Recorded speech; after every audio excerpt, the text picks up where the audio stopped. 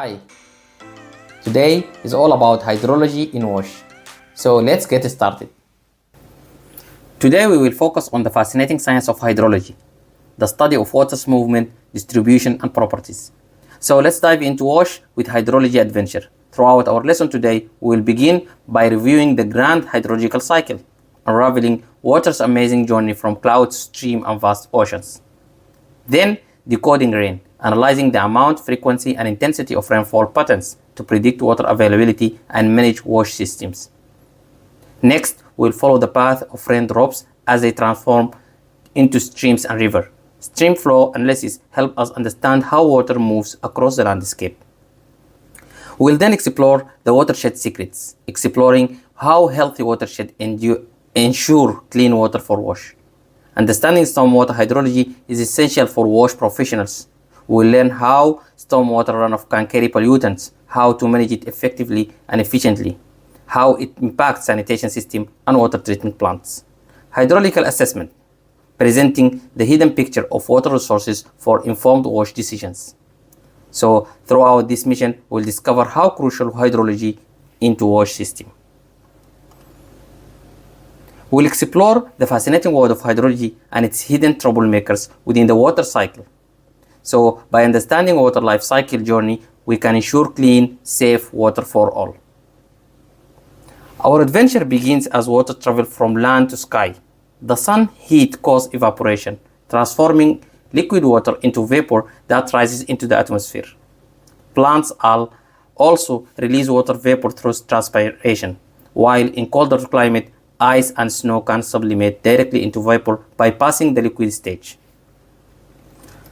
As water vapor rises, cooler temperature causes condensation, forming tiny water droplets that gather into clouds. When these clouds become saturated, water returns into Earth's surface as precipitations, rain, snow, hail, or sleet. In colder environment, deposition can occur, where vapor transforms directly into ice crystal bypassing the liquid stage. Now, let's see how water travels on land. Some water soaks directly into the ground through infiltration, filling groundwater reserve. Percolation describes the downward movement of water through soil layers. However, not all water infiltrates. When the ground is saturated or during heavy rainfall, runoff occurs, where water flows over the land surface, potentially carrying pollutants. The water cycle doesn't end there. Winds play a crucial role in distribution, transporting water vapors across vast distances. Water is also stored in various ways: surface reservoir like lakes and rivers, and within the ground as groundwater. We have explored the water cycle, but not all rain is created equal. Precipitation patterns reveal the amount, frequency, and intensity of rainfall across different regions. These patterns are crucial for wash professionals.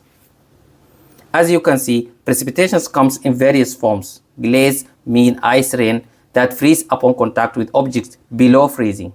Snow means frozen water vapor that condenses and falls as fluffy crystals, normal density about 0.1 gram per cubic centimeter. Rain, liquid water droplet with a diameter greater than 0.5 millimeters. Sleet refers to a mix of rain and partially melted snow, typically occurring in freezing temperature, melting snow less than 5 millimeters. Hail, frozen raindrops and are typically larger than 5 millimeters in diameter. Drizzle, very fine rain droplets with a diameter less than 0.5 millimeters, creating a cloudy appearance. Beyond rain, we have fog, frost, and dew. Fog, a visible cloud formation at ground level, created by water vapor condensation near the Earth's surface. Frost, ice crystal formed directly from water vapor on objects with temperature below freezing, meaning condensation to ice. Dew, water vapor condensed as liquid droplet on objects that are cooler than surrounding air, condensation to liquid. While not technically precipitation, fog, frost, and dew can all impact water availability and quality. Now let's delve into how we measure and analyze precipitation. This information is crucial for wash professionals to make informed decisions. Here we can see three types of rain gauges: weighting tipping bucket, and standard rain gauge. Weighting rain gauge. This highly accurate gauge measures the weight of collected rainwater, providing precise precipitation data. This used for research purposes. Tipping bucket rain gauge. This gauge collects rain in a tipping bucket that empties electronically, recording rainfall data automatically. It is commonly used. Standard rain gauge. These simple gauges are a graduated cylinder to measure the depth of collected rainwater, used for basic monitoring. Beyond rain gauge, we have here advanced measurement techniques, which include the following: a snow support used for snow measurement, a dendrometer instrument for research studies, a weather radar image depicting precipitation patterns. It's important to understand the difference between rain and precipitation. So rain is liquid water droplet with a diameter exceeding 0.5 mm, the most common form of precipitation. Precipitation, a wider term, meaning all forms of water including rain, snow, sleet, hail, or even fog. Let's explore how WASH professionals estimate precipitations across a wider area. These methods are crucial for planning and resource allocation. The methods are isohedral method, linking equal intensity with lines, Thyssen polygon participating in topology, arithmetic method, average rainfall. The arithmetic method is the easiest and quickest way to estimate precipitation. It is simply calculate the average rainfall for an entire region or area. This method assumes uniform precipitation across the entire area, which is often inaccurate in reality. It doesn't account for variation in precipitation across different locations within the area. The formula involves simply averaging the precipitation measurement from all available stations within the area. While this method is very easy to use, its limitations make it less suitable for detailed planning in WASH programs. Thyssen polygons method divides the area into zones based on the proximity to rain gauge stations. Precipitation is then estimated for each polygon based on the nearest rain gauge station and its data. The formula involves calculating the area of each polygon and multiplying it by the average precipitation value for that polygon rain gauge station. Thyssen polygons are the more sophisticated method than the arithmetic method, providing a more accurate picture of precipitation variations within an area. Isohedral method used lines or isoheads to connect points with same precipitation value. Estimation based on lines. Precipitation values for areas between these lines are estimated based on their proximity to the isoheads. Formula relies on interpolation techniques based on the isohedral map. The isohead method provides a visual representation of precipitation patterns across an area. While it's less accurate than Thyssen polygon, it can be a good starting point for understanding general precipitation trends. Now that we have explored precipitation measurement and estimation, let's delve into a powerful tool for WASH professionals, rainfall intensity duration frequency techniques, or IDF. IDF help us understand the relationship between rainfall intensity duration and frequency. Frequency means likelihood. For example, every 10 years storm event or every 100 years storm event. Duration means time period. Example, times period for rain in hours or in minutes. Intensity is the rate of rainfall, represent the amount of rainfall per unit of time. Example, millimeters per hour.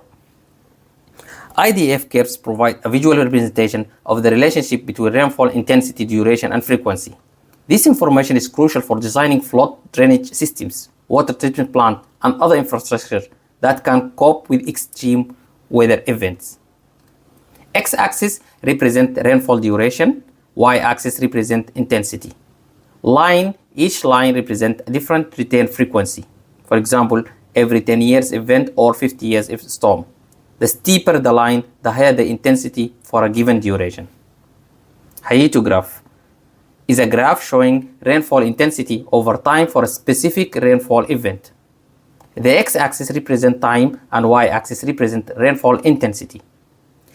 This graph helps visualize the variation in rainfall intensity throughout the event.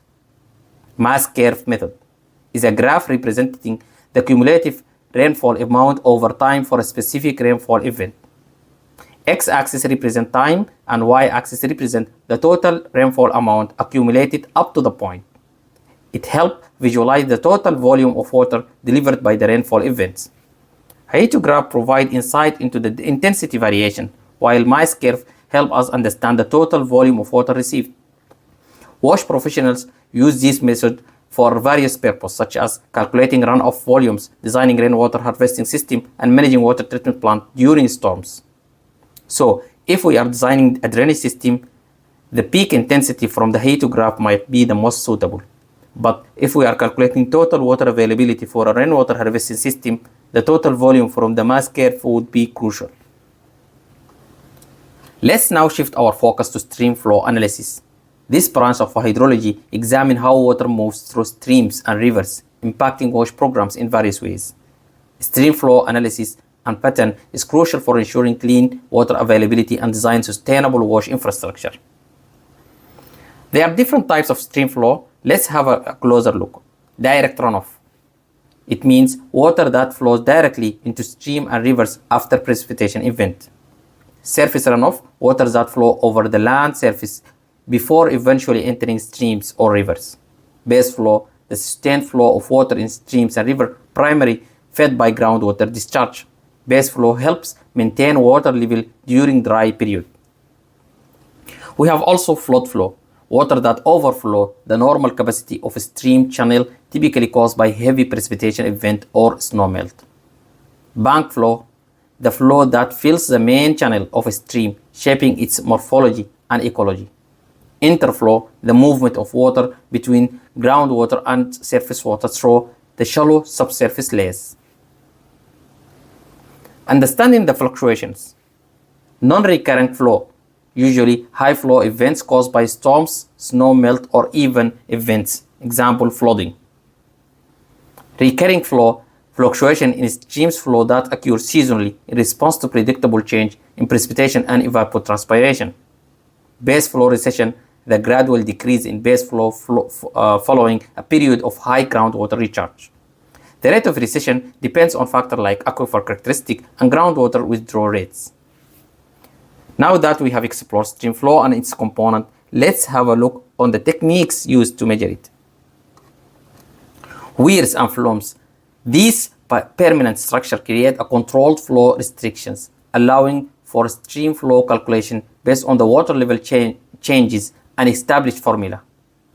Stage-start relationship. This method monitors water level stage at a specific location and correlates it to historical flow data to estimate stream flow. Current meter. This instrument measures water velocity at various points across a stream cross-section. The average velocity multiplied by the stream cross-sectional area provides the flow rate. Here are advanced stream flow measurement techniques, expanding the toolbox. Modeling. Sophisticated software tools can simulate stream flow analysis and behavior based on historical data, rainfall patterns, and watershed characteristics. Remote sensing, satellite imagery, and other remote sensing techniques can provide a valuable insight into stream flow patterns across large area. Flow meter. This automated device continuously measures stream flow velocity and volume, providing real-time data for monitoring and management. Rainfall doesn't entirely translate into stream flow. Understanding the relationship between rainfall and runoff is crucial for WASH professionals. Factors like soil type, vegetation cover, and land use influence how much rainfall infiltrate, evaporate, or contribute to runoff. Soil Conservation Service, or SCS curve number method. This method considers soil type, land use, and moisture content to estimate runoff volume based on a curve number table developed by the USDA. Hydrograph method. This method analyzes historical stream flow data, hydrographs, from past rainfall events to predict future stream flow response for similar precipitation pattern. Empirical method. This simplifies the runoff calculation using formula based on catchment area, rainfall intensity, and land use coefficient. They offer quick estimate but may be less accurate than other methods. Let's start with empirical method. The empirical method offers a simplified approach for estimation peak flow in stream events. It's a quick and easy calculation method. but it may not be accurate as other techniques. This method uses formula to estimate runoff based on these factors. Catchment area, which means the total area that drains into the stream. Rainfall intensity, the rate of rainfall over a specific time period. Runoff coefficient, a factor representing the proportion of rainfall that becomes runoff. This coefficient depends on land use, soil type, and other watershed characteristics, and it is available from standard literature. Hydrograph method offers a powerful approach for understanding stream flow behaviors during rainfall event. Let's see the different types of hydrograph and the equation used for analysis. This method relies merely on past data of stream flow discharge measured at a specific location over time, usually hours or days. By analyzing past hydrograph for similar rainfall events, we can predict how the stream flow might respond to future precipitation. Types of hydrograph. Storm hydrograph. This is the most common type, representing the total stream flow or discharge measured over time, usually hours or day, for a specific rainfall event. It depicts the entire flow response, including peak flow and the gradual decrease recession as the storm subsides. Direct runoff hydrograph.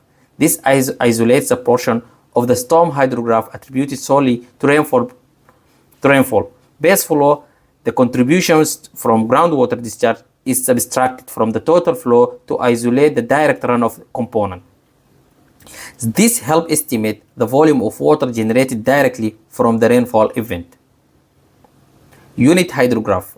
This is a theoretical hydrograph representing the direct runoff response of a watershed to a rainfall event of a 1 unit of depth, example 1 millimeters or 1 inch, occurring uniformly over a specific duration. It serves as a building block for predicting runoff from more complex rainfall patterns. This slide displays curve hydrograph with a notation for peak discharge, base flow in green color, and direct runoff or storm flow in light blue color. Refer to the previous slides for a description of this component. Analyzing the hydrograph allows us to understand the timing and magnitude of stream flow response to a rainfall event. The equations are simple. Total storm flow are storm flow without base flow, while rainflow depth are total volume of the water over catchment area, and unit hydrograph is presenting the discharge per each time series over rainfall depth. Now let's shift our focus on curve number method, a popular approach for estimating runoff volume.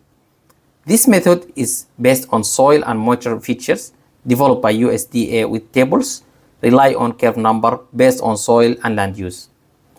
Specific formula to assess flow discharge based on S, which is maximum retention after runoff begins and average precipitation.